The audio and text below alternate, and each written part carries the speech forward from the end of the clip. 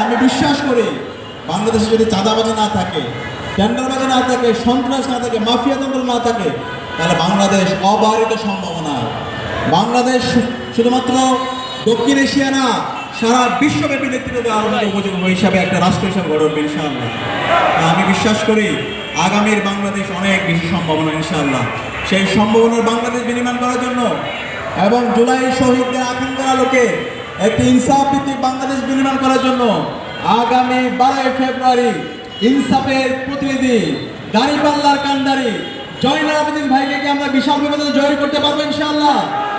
ইনশাআল্লাহ আমরা একসাথে বলবো, আমাদের তারুণ্যের প্রথম ভোট, তারুণ্যের প্রথম ভোট, তারুণ্যের প্রথম ভোট, তারুণ্যের প্রথম ভোট ঐক্যবদ্ধ বাংলাদেশের পক্ষ হোক, ইনসাফের পক্ষ হোক।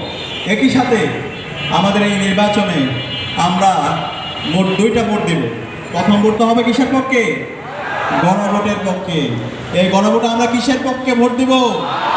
হায়ের পক্ষে। আজকে আমরা দেখতে পাই আমাদের রাজনৈতিক দলগুলোর মধ্যে একটা রাজনৈতিক দল অনেক বুকে পাথর চাপা দিয়ে গণভোটে তারা হায়ের কথা বলেছে, কিন্তু আমরা যখন তৃণমূলে যাই তখন দেখতে পাই তারা এ নিয়ে নায়ের কথা বলে। আপনারা একটু ঠিক করেন।